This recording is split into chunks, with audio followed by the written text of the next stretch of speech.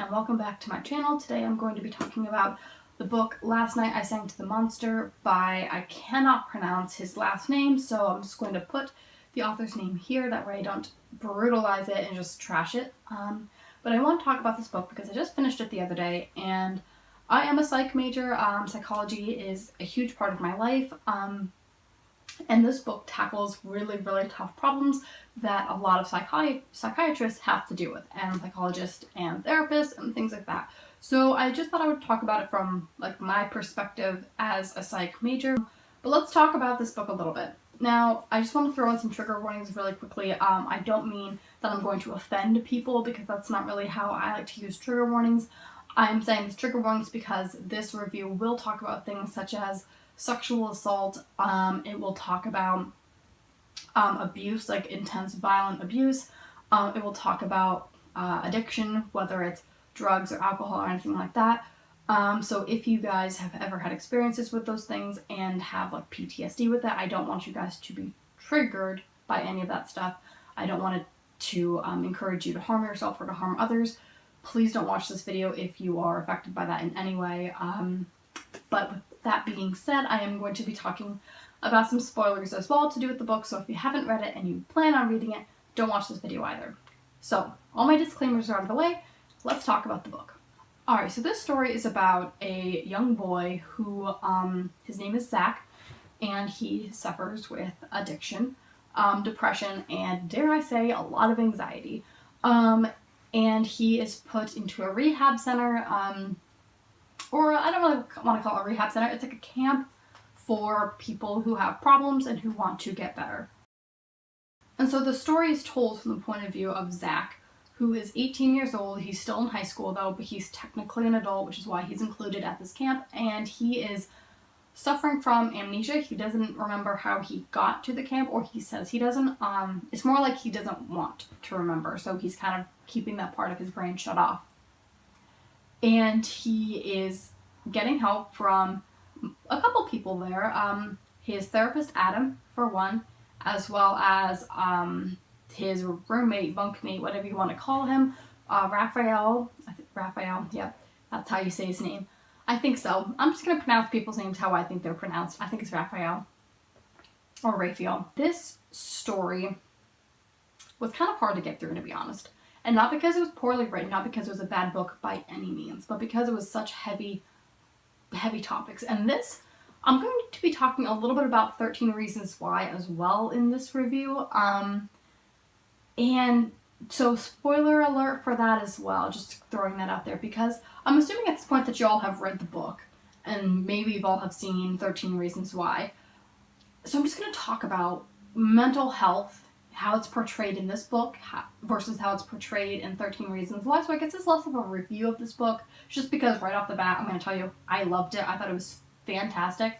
If you're interested in mental health at all, definitely read this book, and trauma especially. The author just amazing job of portraying everything.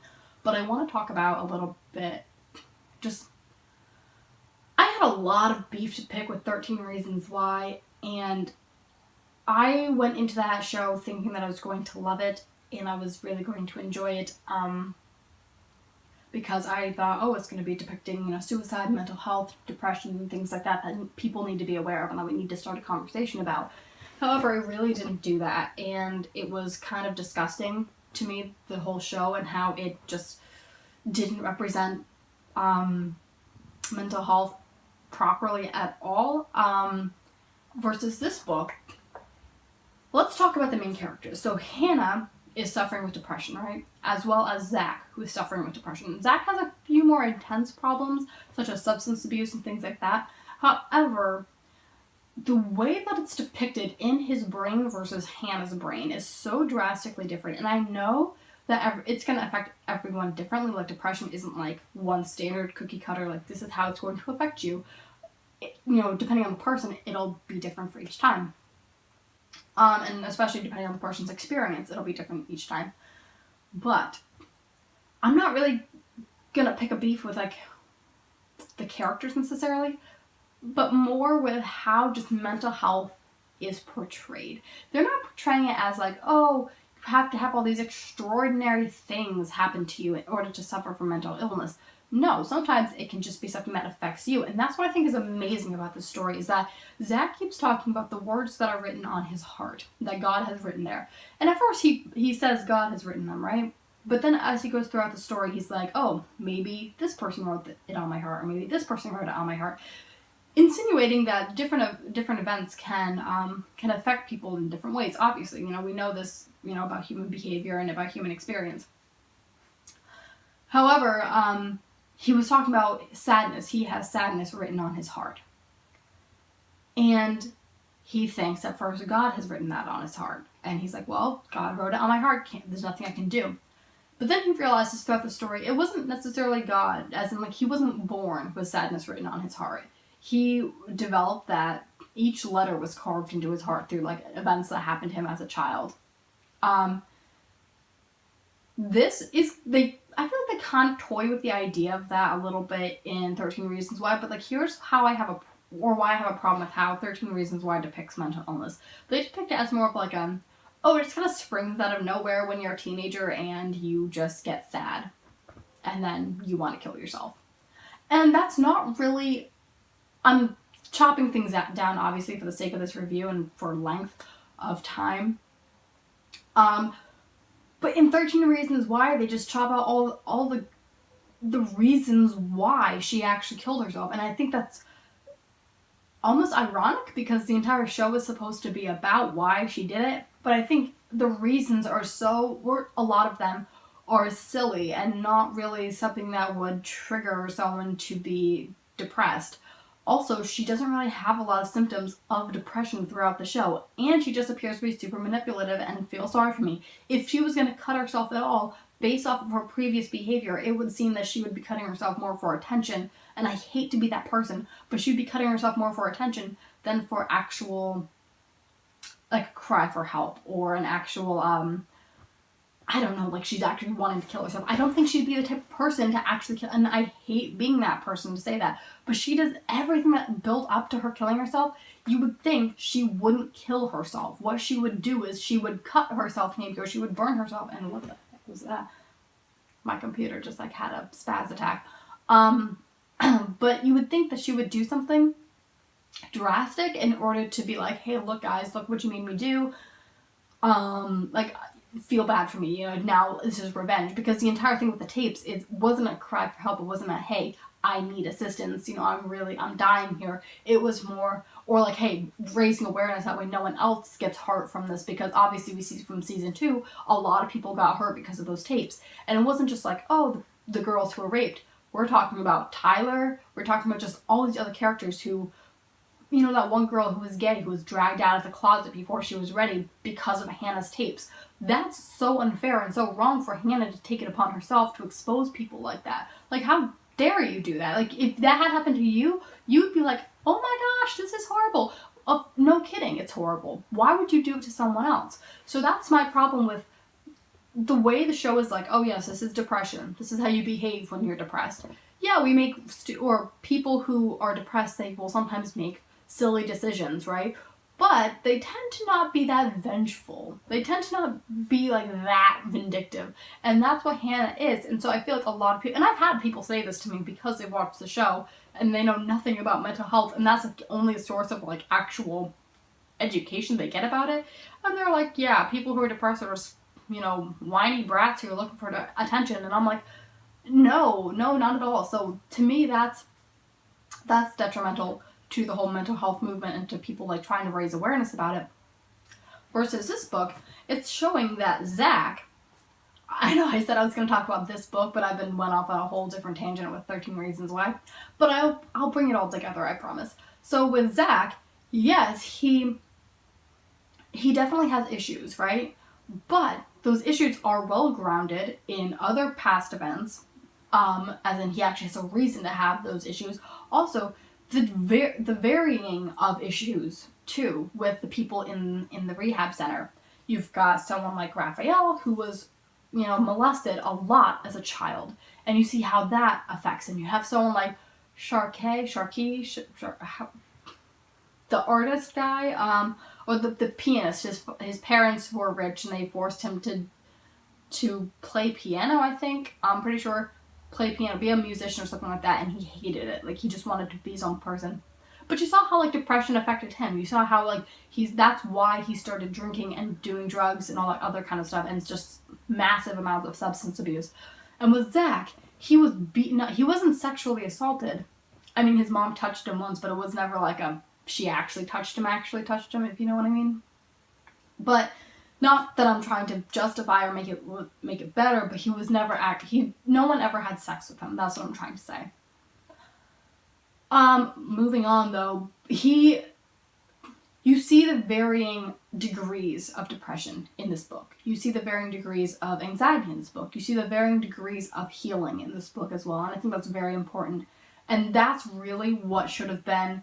I don't understand with 13 Reasons Why you'd want to depict someone who actually commits suicide. I know a lot of people want to go as dark as possible, like in order to make the biggest impact, but I don't know why you had to show her actually committing suicide. I don't know why she had to technically be in the series at all. Why couldn't y'all just pick up, after she died? Which, I mean, they did, but they spent so much time, like, in the past, and especially in season 2, where, like, she's actually a tangible character, like, in spirit or whatever, so not really tangible, but, like, to Clay she is, and it's just, first of all, the kid's probably schizophrenic and needs some meds, but that's a whole different conversation.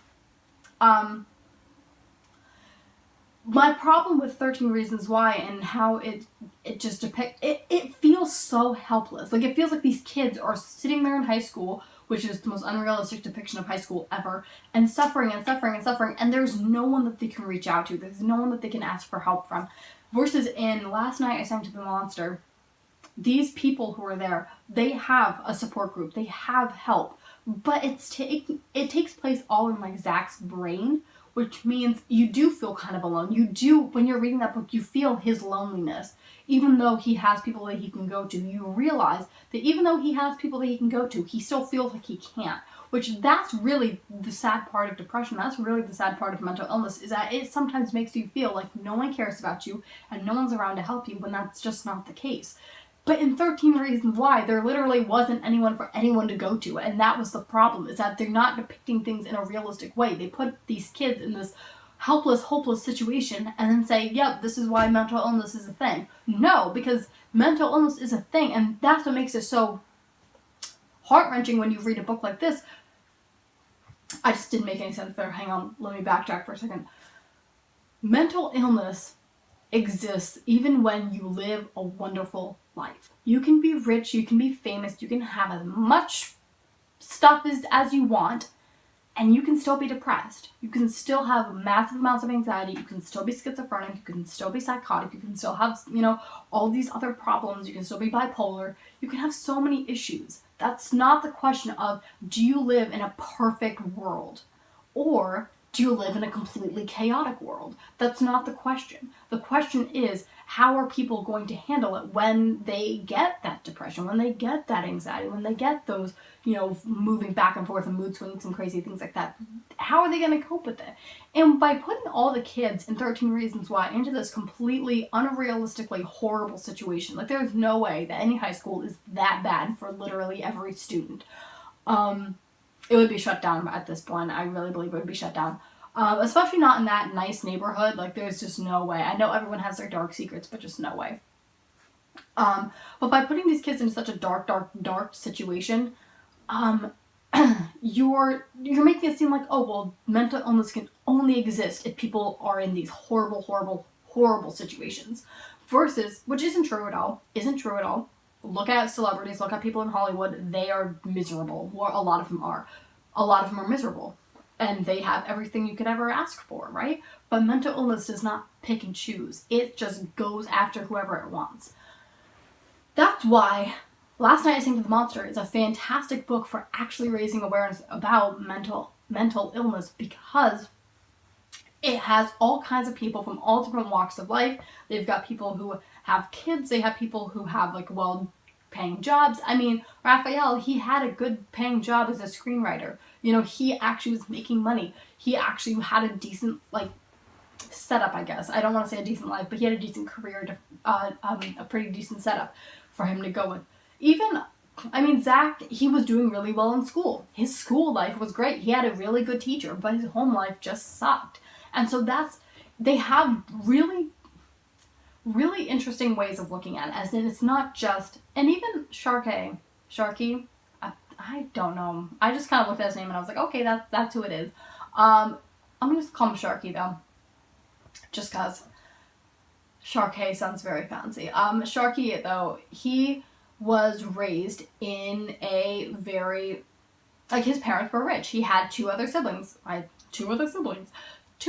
He had a brother and a sister, and he liked having his parents' money, but he was depressed, and he wanted his parents' love more, and he didn't feel like they ever saw him, and he rebelled, and he had all these issues, and he started using drugs, and he stole money, and he did all this other crap.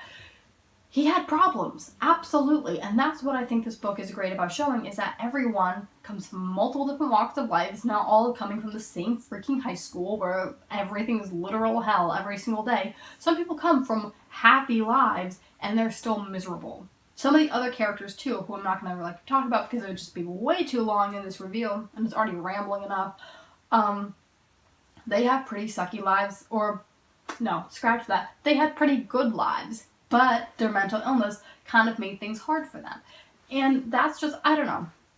I just really appreciate when stories take the time to say, hey, mental illness doesn't, it's not biased. It doesn't say, well, you have a great life, you're not poor, you're not needy, we're gonna skip over you and go to someone else. No. Mental illness is like, nope, we're just gonna affect whoever the heck we want, because that's just, we're lovely like that. But that's just where 13 Reasons Why really, really just failed. Because it not only misrepresented mental illness in so many ways, but it also made it seem like the only way you can be plagued with mental illness is if something really, really, really bad happened to you first.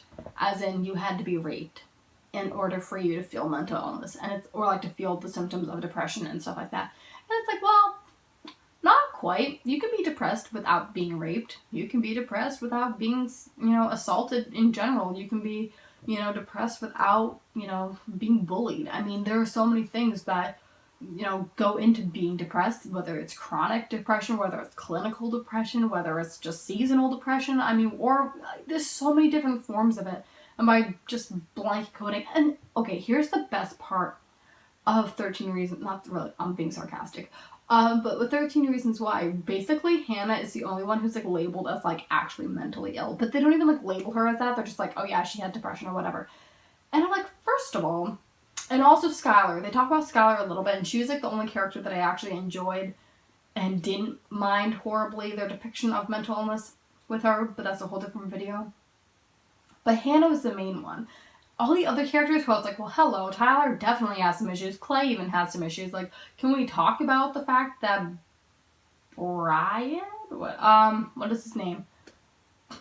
Bryant? The most basic jock name ever. But the main rapist guy, Brandon, I don't remember what his name is. But the main rapist guy,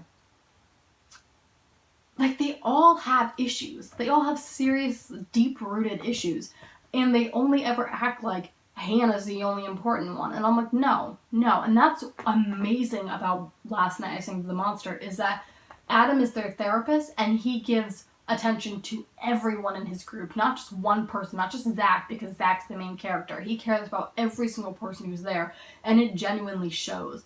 And I think it was just amazing how they show the mental health professional as actually being there and kind and gentle and working with people, but not putting up with their crap, not putting up with it at all, versus the guidance counselor, school therapist, whatever the heck he was in 13 Reasons Why.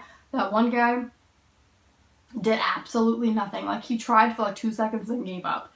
And to me, that's just disgusting. And it's such a disservice to anyone who works in mental health, because guess what? If you walked into a student, like a counselor at all in school, and said, hey, I want to kill myself, like Hannah did, there'd be immediate shutdown. You would not be allowed to leave. You'd be sent immediately to the emergency room. I'm sorry. you would not be able to leave the building. Even if she didn't say, hey, who raped me, or name her rapist or whatever, guess what? You wouldn't be allowed to leave the building. That's just the way it works. So that was just grossly unrealistic, and the fact that he just really didn't care that, I mean, he acted like he didn't really care, and I was like, buddy, you're like a mental health professional. Like, you need to grow up. Anyway, before this review goes on or this comparison, or whatever you want to call it, goes on for too long, I'm going to end it here with a couple final words. If you or one of your friends or family members is going through some hard times, there are a lot of different options for you guys. Suicide should not be one of them. Even if you feel like you don't have anyone, a lot of times that is just a feeling, and there are so many people out there who really do care about you and who really do love you. I'm going to link down below some like national suicide hotlines and stuff like that. So if in case anyone's feeling like there's no other option but suicide, please feel like there is, and please check out one of the ones below. They really do care about you, and they really do want what's best for you, and killing yourself is not ever the option. So please share those, and please choose life. Choose life. Don't ever think that no one cares, because even if no one else cares, I care. So if anyone is feeling horrible too, you can also message me privately if you want. I am willing to talk to you as well. I'm not a professional, throw that out there, but I am willing to sit there, and I am willing to listen to your story, and I'm willing to do my best to help you, because I've been there. I've been through a lot of hard things too, and I don't want anyone to ever feel like that, ever. So let's finish this out by saying, read this book if you haven't read it. Don't watch 13 Reasons Why, and everyone have an amazing life, and I'll see you in the next video. Bye!